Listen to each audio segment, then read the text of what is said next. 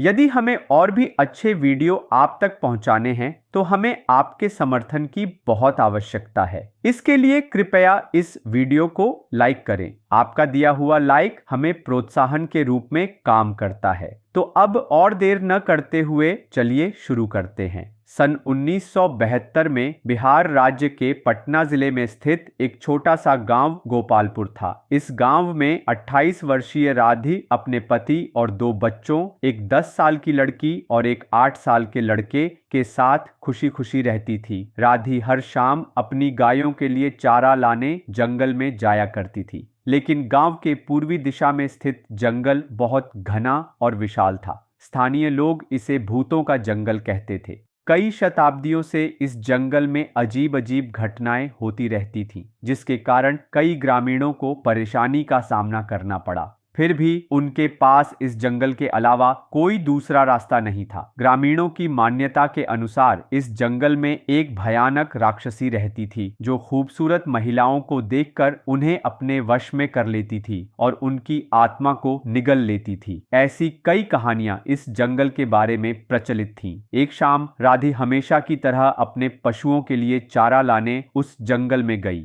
उस दिन आकाश में घने बादल छाए थे और ऐसा लग रहा था कि अंधेरा जल्दी छा गया। राधी को यह असामान्य लगा, क्योंकि पहले कभी मौसम ऐसा नहीं हुआ था। उसे एक अजीब सी आशंका महसूस हुई, जैसे कुछ होने वाला हो। हवा में एक अजीब सी गंध थी और आसपास का माहौल धीरे धीरे अंधेरे में डूब रहा था। उसी समय आसपास के पेड़ मानव आकृतियों जैसे दिखने लगे। डर से कांपती राधी ने जोर से पूछा, कोई है? तभी उसे एक अजीब सी आवाज सुनाई दी, जैसे कोई बच्चा रो रहा हो। लेकिन वह आवाज बहुत विचित्र थी और जंगल के हर कोने से आती प्रतीत हो रही थी। राधी को कुछ समझ नहीं आया। हमेशा सामान्य रहने वाला मौसम आज अजीब था। पेड़ भयानक लग रहे थे और बच्चे की रोने की आवाज हर दिशा से आ रही थी। वह डर के मारे सोच रही थी कि आखिर यहाँ क्या हो रहा है। तभी अचानक जंगल में सभी आवाजें, पक्षियों की चहचहाहट, कीड़ों की आवाज, हवा की सरसराहट, सब कुछ शांत हो गया। घना अंधेरा पूरे जंगल को ढक चुका था। राधी को कुछ समझ नहीं आ रहा था। वह डर और आश्चर्य में खड़ी थी। तभी उसे दूर एक औरत दिखाई दी। उसका पहनावा बहुत अजीब था और कुछ गलत सा प्रतीत हो रहा था। वह औरत बहुत लंबी थी और उसके कपड़े फटे हुए थे, जिन पर खून जैसे दाग थे। अचानक उस औरत ने राधी का नाम धीरे से पुकारा। राधी को डर के मारे कंपी छूट गई। उसे समझ नहीं आया कि इस औरत को उसका नाम कैसे पता। तभी उस औरत ने जोर से हंसी, जो किसी इंसान की हंसी नहीं थी। वह एक डरावनी, रक्त को जमा देने वाली हंसी थी। उसी पल हवा तेजी से चलने लगी और पेड़ आपस में टकराकर डरावनी आवाजें करने लगे। जंगल में सियारों की आवाजें और भयानक शोर माहौल को और डरावना बना रहे थे। राधी को ठंड में भी पसीना छूट रहा था। वह औरत धीरे धीरे उसके करीब आ रही थी और उसकी परछाई हर कदम के साथ और भयानक होती जा रही थी। वह औरत राधी को पुकार रही थी, मेरे पास आ, मैं तुझे सुंदर चीजें दिखाऊंगी, सिखाऊंगी। राधी डर के मारे पीछे हटना चाहती थी, लेकिन उसके पैर जैसे जम गए थे। वह औरत और करीब आई और अब राधी ने उसका चेहरा साफ देखा। वह इंसान का चेहरा नहीं था। आंखों की जगह काली खोखली गड्ढे थीं, नाक सड़ी हुई थी और मुंह से खून और पानी जैसा कुछ बह रहा था। वह औरत बोली, मैं बहुत समय से अकेली हूं, मुझे एक सहेली चाहिए, राधी। उसी पल राधी की आंखों में जलन होने लगी। उसका सिर चक्कर खाने लगा और कानों में अजीब अजीब आवाजें सुनाई देने लगीं। उसने जोर से चीख मारी, लेकिन वह उसकी अपनी आवाज नहीं थी। उसी क्षण उस राक्षसी ने राधी के शरीर में प्रवेश कर लिया। अगले दिन सुबह जब राधी घर नहीं लौटी तो उसका पति चिंतित हो गया। उसे एहसास हुआ कि राधी जंगल में गई थी। वह जंगल में उसे ढूंढने गया, लेकिन बहुत खोजने के बाद भी वह नहीं मिली। आखिरकार एक बड़े पेड़ के नीचे उसने राधी को बेहोश पड़ा पाया। पहले तो उसे लगा कि शायद कुछ हुआ होगा, लेकिन वह उसे तुरंत घर ले आया। कुछ देर बाद राधी होश में आई, लेकिन उसका व्यवहार पूरी तरह बदल गया था। उसकी आंखों में एक अजीब सी चमक थी और उसकी आवाज कठोर हो गई थी। राधी का पति उससे पूछने लगा, तुम ठीक तो हो? जंगल में क्या हुआ? तुम बेहोश क्यों हो गई थी? राधी ने जवाब दिया कि वह ठीक है, लेकिन उसका पति यह देखकर हैरान रह गया कि वह बिना होठ हिलाए बोल रही थी। उसे शक हुआ कि कुछ गलत है, लेकिन उसने सोचा कि शायद वह थकान और रात भर जंगल में भटकने के कारण भ्रम में है। कुछ देर बाद राधी सामान्य लगने लगी और उसने सोचा कि शायद अब सब ठीक है, लेकिन उस रात से अजीब अजीब घटनाएं शुरू हो गईं। राधी आधी रात को उठकर घर के आसपास चक्कर लगाती, अजीब भाषा में बोलती जो न तो हिंदी थी और न ही कोई समझ में आने वाली भाषा। पहले कुछ दिन तो उसके पति को कुछ समझ नहीं आया, लेकिन एक रात उसे अचानक नींद खुली। उसने देखा कि राधी घर के आसपास घूम रही थी, अजीब तरह से बोल रही थी, बीच बीच में चीख रही थी, रो रही थी और हंस रही थी। उसका व्यवहार इतना विचित्र था कि उसका पति डर गया। उसने राधी से पूछा, तुम इस समय यहाँ क्या कर रही हो? राधी ने सिर उठाकर ऊपर की ओर देखा, जैसे कोई वहां हो। वह अजीब तरह से बोलने लगी और रोने लगी। उसका पति घबरा गया और उसे घर के अंदर ले जाने की कोशिश की, लेकिन राधी ने उसे धक्का दे दिया। उसके बच्चे भी उसकी मां के इस व्यवहार से डर गए और अपने पिता के पास आ गए। उन्होंने पूछा, पापा, मम्मी को क्या हुआ? वह ऐसा क्यों कर रही है? पति कोई जवाब नहीं दे सका। उसने बच्चों को सांत्वना दी कि उनकी मां को कुछ नहीं हुआ, बस एक छोटी सी बीमारी है। लेकिन उस रात राधिका व्यवहार और बिगड़ गया। अचानक वह जमीन पर गिर पड़ी। उसका पति और बच्चे डर गए। उसे बिस्तर पर लिटाया गया, लेकिन सुबह तक वह और उसका परिवार रात भर जागते रहे। सुबह 8 बजे राधी फिर से उठी और घर के पीछे एक चट्टान पर बैठकर अपने आप में बड़बड़ाने लगी। बच्चे अपनी मां को देखकर उनके पास दौड़े, लेकिन राधी ने उन्हें अजीब नजरों से देखा। उसकी नजरों में गुस्सा और घृणा थी। जब उसके बेटे ने उसका हाथ पकड़ा तो राधी ने उसे जोर से धक्का देकर जमीन पर गिरा दिया। उसकी बेटी चीख पड़ी। यह देखकर राधी का पति तुरंत वहां पहुंचा और अपनी बेटी से पूछा,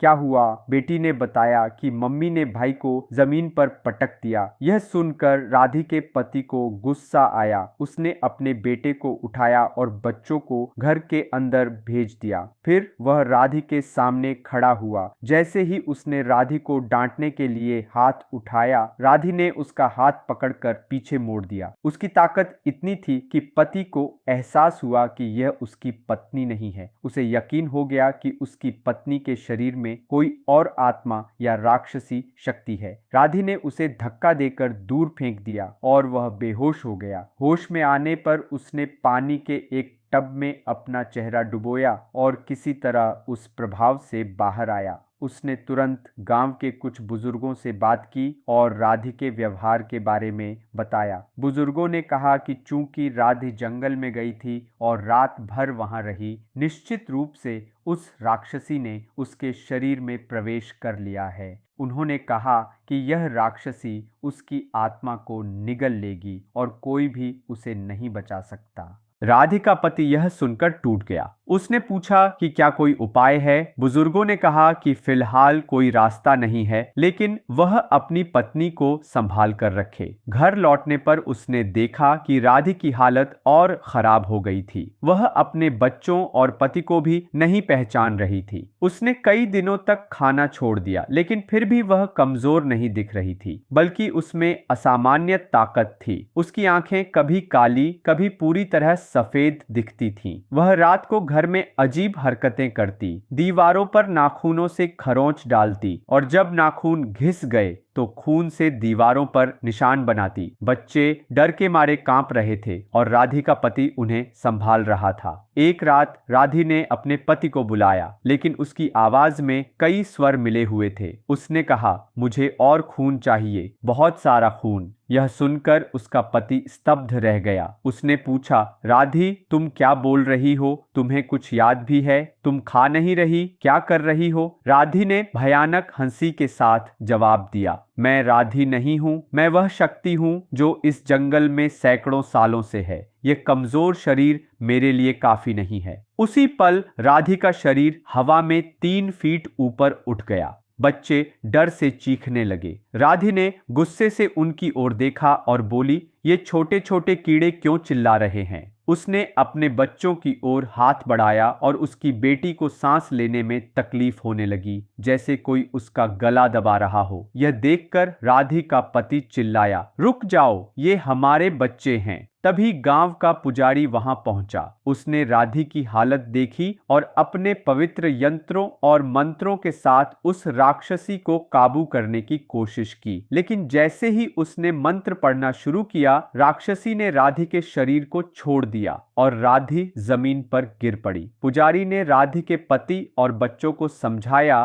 कि राक्षसी बहुत खतरनाक है और इसे निकालने के लिए शक्तिशाली पूजा की जरूरत है, लेकिन राक्षसी बार बार राधी के शरीर में प्रवेश कर रही थी। उसने पुजारी से कहा, तुम्हारे छोटे मोटे मंत्र मुझे नहीं रोक सकते, मैं इस औरत को पूरी तरह अपने कब्जे में ले लूंगी। जैसे जैसे दिन बीतते गए, राधी की हालत बिगड़ती गई। वह अब दिन में भी अजीब हरकतें करने लगी। गांव की दूसरी औरतें उसकी नजर पड़ते ही डर जाती थीं, क्योंकि उसकी नजर से बुखार, उल्टियां और चक्कर जैसी बीमारियां होने लगीं। गांव में कोई भी राधी के घर के आसपास नहीं जाता था। पुजारी लगातार पूजा और हवन करता रहा, लेकिन राक्षसी की ताकत कम नहीं हो रही थी। एक रात राधी ने अपने पति से कहा, मैं इस छोटे से शरीर में और नहीं रह सकती, मुझे और लोग चाहिए। उसने गांव के सभी लोगों, बच्चों और अपने पति को भी मारने की धमकी दी। उस रात राधी घर से बाहर निकल गई और गांव के हर घर में जाने लगी। जिस घर में वह गई, वहां के बच्चे बीमार पड़ने लगे। एक हफ्ते में उसने 4 और औरतों को अपने वश में कर लिया। अब गांव में भय का माहौल था। लोग डर के मारे जी रहे थे। राक्षसी की वजह से एक अजीब बीमारी फैल रही थी, जिससे लोगों को सांस लेने में तकलीफ हो रही थी। ग्रामीणों ने सोचा कि अगर ऐसा ही चला तो पूरा गांव तबाह हो जाएगा। पुजारी और ग्रामीणों ने मिलकर फैसला किया कि अब राक्षसी का सामना करना होगा। ने कहा, राधी के शरीर में जो शक्ति है वही बाकी सभी को नियंत्रित कर रही है। हमें राधी से बात करने की कोशिश करनी होगी। ग्रामीण डर रहे थे, लेकिन पुजारी ने उन्हें भरोसा दिलाया। उसने सभी को अपने पीछे खड़ा होने और एक दूसरे का हाथ पकड़ने को कहा। पुजारी सबसे आगे था और ग्रामीण उसके पीछे चल रहे थे। वे राधी के घर पहुंचे। जैसे ही वे वहां पहुंचे, राधी ने आंखें खोली और दरवाजा तोड़कर बाहर आई। उसने ग्रामीणों को देखकर कहा, सब एक जगह इकट्ठा हो गए। तुम सब मेरे लिए भोजन से ज्यादा हो। तुम्हारे खून से मैं हजारों साल जीऊंगी। पुजारी ने हिम्मत जुटाकर कहा, राधी, मैं पुजारी हूं, हम तुमसे बात करना चाहते हैं। लेकिन राक्षसी ने जवाब दिया, यहाँ कोई राधी नहीं है, मैं वह शक्ति हूँ जो तुम सबकी जान लेगी। पुजारी ने फिर कहा, हम तुमसे नहीं, राधी से बात कर रहे हैं। राधी, तुम सुन रही हो? जागो, इस माया से बाहर आओ। अचानक राधी की असली आवाज सुनाई दी। उसने कहा, मुझे पता है यह शक्ति मुझे नियंत्रित कर रही है। यह मुझे मेरे बच्चों और पति से बात नहीं करने देती। यह मुझे सबको मारने के लिए उकसाती है। लेकिन तभी राक्षसी फिर से राधी के शरीर में प्रवेश कर गई और बोली, चुप रहो, वरना मैं तुम सबको मार डालूंगी। पुजारी ने फिर राधी को पुकारा और इस बार राधी ने अपने शरीर पर काबू पाया। उसने अपने पति, बच्चों और ग्रामीणों को देखा और रोते हुए जमीन पर गिर पड़ी। उसने कहा, मुझे मार दो, यही इसका अंत है। मैं जिंदा रहूंगी तो यह सबको मार डालेगी। पुजारी ने राधी को हिम्मत दी और कहा, तुम्हारे शरीर में यह शक्ति है, लेकिन तुम्हें अपने परिवार और गांव के लिए बलिदान देना होगा। हमारे पूर्वजों ने एक पवित्र कुएं की पूजा की थी। अगर तुम उस कुएं में अपनी जान दे दोगी तो यह राक्षसी हमेशा के लिए खत्म हो जाएगी। राधी का पति और बच्चे यह सुनकर रोने लगे और पुजारी से उसे बचाने की विनती करने लगे। लेकिन राधी ने कहा, मैं तैयार हूं, मेरे परिवार और गांव के लिए मैं यह बलिदान दूंगी। जैसे ही राधी उस कुएं की ओर बढ़ी, उसका पति और बच्चे उसे रोकने के लिए दौड़े, लेकिन ग्रामीणों ने उन्हें पकड़ लिया। राक्षसी ने राधि को रोकने की कोशिश की और कहा, ये लोग तुम्हें बलि देना चाहते हैं, मैं तुम्हारा शरीर छोड़ दूंगी, रुक जाओ। लेकिन राधि ने जवाब दिया, तूने मेरे शरीर से इतने अत्याचार करवाए, मेरे कारण कितने लोग परेशान हुए, अब यह सब मेरे साथ खत्म होना चाहिए। राधि ने राक्षसी की बातों को अनसुना कर दौड़कर कुएं में छलांग लगा दी। जैसे ही वह कुएं में गिरी, उसका पति, बच्चे और ग्रामीण दौड़कर वहां पहुंचे। राधि पानी में तड़प रही थी और कुछ ही देर में उसने दम तोड़ दिया। पुजारी ने रोते हुए ग्रामीणों को बताया, यह होना ही था, अब राक्षसी का अंत हो गया, लेकिन इस कुएं को 18 साल तक बंद रखना होगा। अगर कोई इसे खोलेगा तो राक्षसी फिर लौट आएगी और इस बार उसे कोई नहीं रोक पाएगा। दोस्तों, आपने यह कहानी सुनी। इस घटना पर अपनी राय कमेंट्स में जरूर बताएं। अगर आपको यह वीडियो पसंद आया तो लाइक और शेयर करें। ऐसी और रियल हॉरर स्टोरीज के लिए हमारे चैनल को अभी सब्सक्राइब करें।